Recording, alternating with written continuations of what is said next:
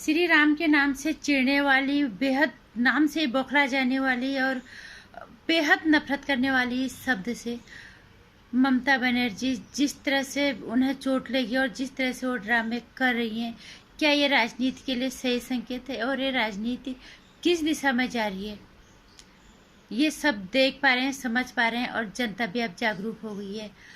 नमस्कार, स्वागत है आपका मेरे चैनल नंदिनी जी में। मैं हूँ नंदिनी। ममता बनर्जी श्री राम के नाम से कितना चिढ़ती है, इससे ये बिल्कुल छुपा हुआ नहीं है। यहाँ तक कि उन्होंने कोर्ट में भी याचिका शायद दायर कर दी थी, तो ये भी कोर्ट ने खारिज कर दिया था। और दूसरी चीज़, अब जो उनको चोट लगी है, ये बौखलाहट हार की है। ये बौखलाहट किस चीज़ की है ये समझ नहीं आ रहा। अगर तुमने काम किया है तो अपने काम के नाम पे तुम लोगों के बीच में जाओ, बजाय कि इस तरह के हथकंडे अपना के इतनी बड़ी उम्र के तुम हो गई हो। सभी जो बड़े बड़े राजनीतिक हैं वो आने वाली पीढ़ी को राजनीति में आने के लिए क्या इस तरह का रास्ता उनके लिए प्रशस्त करेंगे कि तुम राजनीति में सिर्फ इसी रास्ते से आओ, उल्टे सीधे आरोप लगाओ या उल्टे सीधे हथकंडे अपनाओ, तब तुम राजनीति में आओ?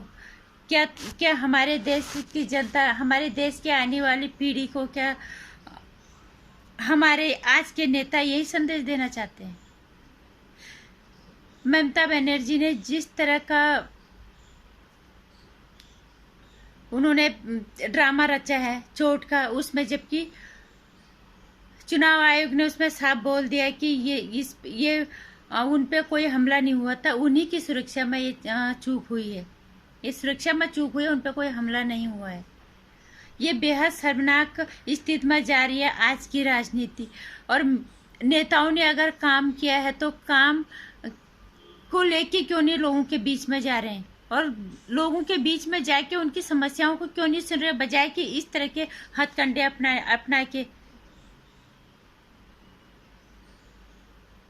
ये बहुत ही गलत संदेश है राजनीति के लिए। और ममता बनर्जी जैसी, जबकि खुद महिला हैं और इतनी उम्रदराज भी हो चुकी हैं, वो इतने स्वार्थ में इतने अंधे हो गए कि और उन्हें कुर्सी का मोह नहीं जा रहा। उन्हें ये भी नहीं दिख रहा है कि हम अपने आने वाली पीढ़ी को ये कौन सी दिशा दिखा रहे हैं और क्या सीख दे रहे हैं, क्या संदेश दे रहे हैं। ये तो इन्हें तब समझ में आता ना जब इनकी कोई नैतिक जिम्मेदारी होती। इनको तो अभी सिर्फ और सिर्फ एक ही काम करना है कि मोदी को हटाना है किसी भी हालत में, कैसे भी करके। जब ममता बनर्जी पहले मुख्यमंत्री बनी, दोबारा बनी, हमें भी खुद बहुत अच्छा लगा। हम सोचते थे कितनी सादगी से रहती है ये महिला। हमें नहीं पता था सफेद साड़ी के अंदर इतने सारे दाग हैं, इतनी सारी गलत मंशा है। मैं तो ममता दीदी जैसे हम ना कोई राजनीतिक पार्टी में है, ना हम कोई नेता है और ना हम कोई पत्रकार हैं। एक आम नागरिक होने के नाते जो हम देख पा रहे हैं, जो हम समझ पा रहे हैं, वो अपनी वीडियोज के माध्यम से हम कहने की कोशिश करते हैं हमेशा ही कि आप लोग अपने ही स्वार्थ में, अपनी मतलब के इतने अंधे हो गए कि तुम्हें देश का हित उसमें कहीं नहीं दिख रहा। तुम्हें श्री राम से चिढ़ है क्यों? श्री राम सबको पता है, क्या तुम कोई और धर्म से हो? अगर आपको कोई जय श्री राम बोलता है तो आपको जय श्री राम बोलने में दिक्कत क्या है? आप क्या सनातनी नहीं हो? जय श्री राम हिंदुत्व का आधार है, जय श्री राम अस्तित्व है हिंदुत्व का, ये वजूद है। बिना इसके हिंदुत्व का कोई मतलब ही नहीं है। अगर कोई आपको जय श्री राम करके अगर आपको पत्थर मारा तब तो आप बोले यार मुझे तो जय श्री राम करके ये पत्थर मार रहे हैं। जय श्री राम करके आपका आदर किया जा रहा है, अपने सनातन धर्म का सम्मान किया जा रहा है कि हम ऐसे ही बोलते हैं क्योंकि ये हमारे धर्म की पहचान है, ये हमारा अस्तित्व है। तो उसको हम सुबह शाम पुकारें क्योंकि राम हर इंसान का सच है। चाहे आपको अहंकार बस कुछ ना दिखे, लेकिन राम आपकी जिंदगी का भी सच है। जो सनातनी है राम जन्म से लेके मृत्यु तक हर इंसान के, हर मानव के, हर सनातनी का जीवन का सच है, जिसे हर किसी को स्वीकारना ही पड़ेगा। रावण को देख लो और आप अपने महात्मा गांधी को ही देख लो, मरते हुए उनके मुंह से हे राम ही निकला था, क्योंकि ये सनातनी सच है, ये सनातन का वजूद है।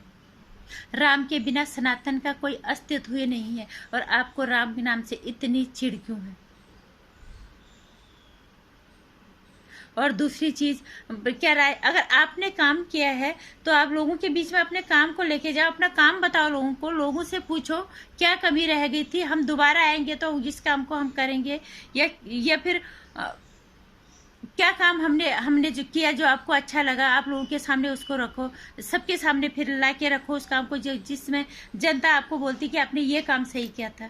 लेकिन जब आप आई सत्ता में, आपकी सादगी से हम भी काफ़ी प्रभावित थे, इस देश की बेटी आप थी, लेकिन जिस तरह का माहौल आपने बना दिया बंगाल के अंदर, अब धर्म को डुबाने में लगी हुई है, अब राजनीति को डुबाने में लगी, अब राजनीति को कलंकित करने में लगी हुई है। जिस तरह के पैतरे आप अपना रहे हैं ये बेहद शर्मनाक है और ये अफसोसजनक भी है। और आप एक देश के नागरिक भी है, एक नेता है, आपकी जिम्मेदारी बनती है इस देश के लिए कि इस देश को आप एक जिम्मेदार नेता होने के नाते आप आने वाली पीढ़ी को क्या संदेश दो और हमारा आने वाला कल कैसा हो। क्या आप ये सब ड्रामे करके बताना चाहोगे पीढ़ी, क्योंकि आपको हमारे देश की सत्ता को इस तरह से हासिल करना है, ड्रामे करके या अपने ही अस्तित्व को नकार के। आप ये कहना चाहते हो कि किसी भी बच्चे का अगर बाप है तो अपने बाप को नकार दें, क्योंकि श्री राम हमारे लिए वही जगह रखते हैं। श्री राम हर सनातनी जीवन का सच है। आप कोई अच्छा संदेश नहीं दे रहे हैं। हमें नहीं पता बंगाल चुनाव का नतीजा क्या होगा, अब बंगाल चुनाव में आप आएंगी या बीजेपी आएगी, कोई आएगी, लेकिन हम इस देश के नागरिक होने के नाते एक चिंता जरूर हम जाहिर करेंगे कि अगर आपके जैसे राजनेता हमारे देश को गलत संदेश दे रहे तो आपके जैसे नेता हमें सत्ता में नहीं चाहिए, जो हमारे धर्म को कलंकित करते, जो हमारे भारत देश की राजनीति को कलंकित कर रहे हैं।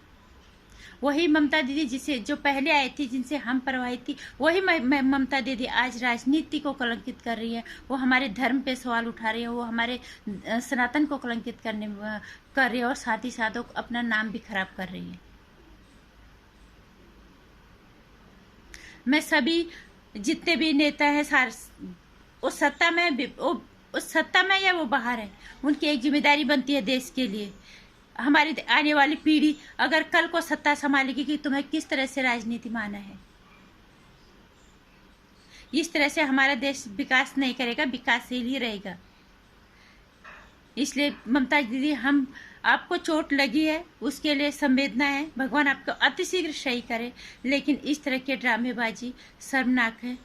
कृपा करके ये ना करो। अगर आपने ये ड्रामा किया है और अगर आपने भगवान श्री राम को नकारा है तो निश्चित रूप से आपकी हार तो तय है। जय श्री राम। ममता जी जैसे नेताओं का बहिष्कार सभी को करना चाहिए। अगर अच्छा काम कर रहे हैं तो हर नेता को स्वीकारो, उसको सराहो, चाहे वो सत्ता का है चाहे वो विपक्ष का है, लेकिन इस तरह के ड्रामेबाजी वाले नेता हमारे देश में नहीं चाहिए।